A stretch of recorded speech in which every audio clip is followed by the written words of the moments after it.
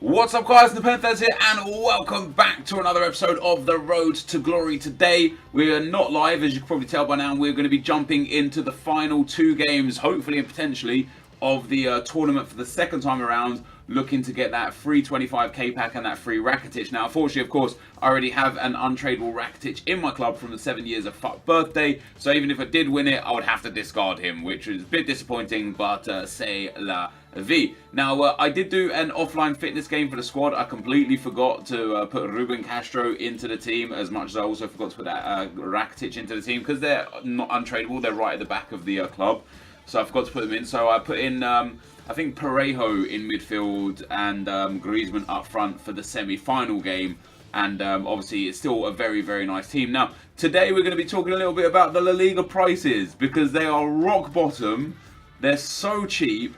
And I don't know what to do with it. I don't know who to buy, when to buy, or which players to use. Because, for example, I bought Adderese for 140 back a couple episodes ago, and I sold him for 150, I do believe, making a few thousand coins profit. Not too much. But now he's under 100,000. And there's a lot of really good La Liga Team of the Season players way under 100,000. Juanfran is around 50k. Benyat is like 35k, Bruno is like 55k, Adderese is like 90k, like, they're so cheap. Oblak is like 55k, even Keylor Navas is like 65, 70k. These are so cheap. Like, we could genuinely go out there and buy 3, 4, even 5 Team of the Season players, but would I rather a team with 5 Team of the Season players that are like kind of mid-ranged and in the defensive midfield third, or would I rather swap out Carlos Vela for Gareth Bale and Hesse for Neymar? Like, you know what I mean? Like, there's some choices to be made. So let me know in the comment section below, if you had the team that I have and the 300,000 coins that I have, who would you go and buy? Who would you buy? Like, I could buy, let me take a look whilst we're talking here. I could buy, for example, I've got enough coins to buy the Luka Modric 92 rated, but I wouldn't really have many coins to buy anything else. We could buy Adderese, as I said, Navas, Oblak. We could get Felipe Luis, who's down 76,000 coins. 76,000 coins. Marcelo 90k, Koke 90k, Carvajal 105k, Mascherano 77k. Bruno 58k, Lucas Perez. Remember when I was like thinking, oh, maybe I should buy him at 80, maybe I shouldn't? I'm so glad I didn't, because he's now 55,000 coins.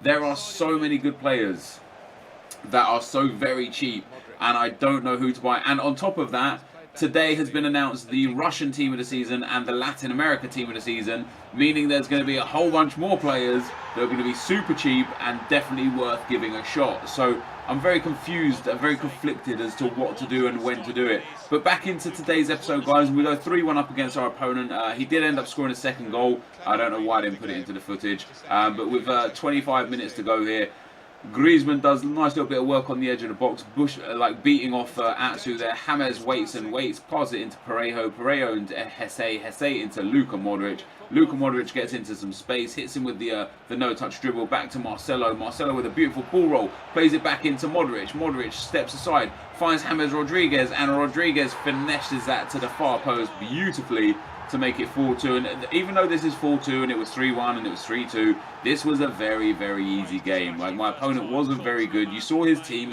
wasn't great. He had some non-reds in there, some low-rated golds. Oh, excuse me. That's my bad. I've been up for ages. I'm trying this this new kind of food diet, and it's basically a no sugar diet. Not a low sugar diet, a no sugar diet, and it's killing me, man. Like, I'm about ready to give it up, because I can't live like this, and I can't live like this. It's killing me. Imagine like intaking a lot of sugar into your body over many, many, many years. Obviously, I'm you know, a bit older than most, and then just cutting sugar out of your diet entirely. It just leaves you with no energy, and so I'm sleeping for like 10 hours a day right now. And I'm waking up tired, and I'm absolutely shattered without doing anything. But we go 3-1 to the good. No, wait, 5-2. I think the final score was there in the semi-final, guys. And I apologise for yawning in your faces. And leave a like on the video if I also made you yawn, because yawns are contagious like that. But we end up getting into the final, which obviously I was very happy about. We've already won the tournament once. The previous times around with these Team of the Season tournaments, I didn't go for the second pack, but this time around, I wanted to go for it because it's La Liga and there's amazing Team of the Season players in packs. If we could pack one out of one of those packs, obviously it'd be very good. So we changed the team around a bit, put Ruben Castro back in up front, and as per the last time around as well, we're going to fill our team up with the attribute cards. And like, I don't know why my mind goes blank sometimes when I'm trying to think of things, but yeah, so we put the attribute cards on. Of course, I've only got bronze ones for the outfield players. I've got the bronze all attribute player for the one for the goalkeeper, and a few other ones for the goalkeepers. And the goalkeeper's an interesting one because I was talking on Twitter and through a few social media outlets like streaming and stuff about who to buy and what to buy and stuff before, because as I've spoken about in this video. And some people say, like, don't even bother with Oblak or Navas Team of the Season cards because you don't get the value out of the goalkeeper. Like, the goalkeepers are so irrelevant in FIFA because if your opponent knows how the shoot mechanics work, you can have a bronze goalkeeper or you know, a 99 rated legend goalkeeper, and they're going to make the same mistakes. The only difference, in my opinion, with getting better goalkeepers is if somebody's good enough to notice that you've got a bad goalkeeper and use that, then you're in trouble. For example, if I come up in draft and see that somebody's got themselves what's that? Who's that one that everyone hates? That I absolutely hate. I can't remember his name. The goalkeeper, not Okoa, it's the other one. Kameni. I hate Kameni in this game, man. And he's just terrible. He lets in long shots. He's really short. And if I come up against a Kameni, you can bet your ass I'm banging in long shots because I know it's going to work. So, I don't know, goalkeepers are interesting. But into the final we go, guys. My opponent's got a good team. He's got some attribute cards on his attacking players. He's got a nice defense. But things were starting off pretty well for us. We got in here with Carlos Vela, threaded it through to Ruben Castro. It falls to Hesse. Hesse gets into the space, gives it to Castro, who shoots and hits the post. And I thought to myself after 6 minutes, no, EA, please don't do this to me. Not after 6 minutes. Don't let me get screwed with it. And fortunately, we didn't get screwed with it. And 3 minutes later, the ball goes through there to Koke. Koke plays it into Vea. Vea with the fake shot. It falls to Ruben Castro, who shoots and scores.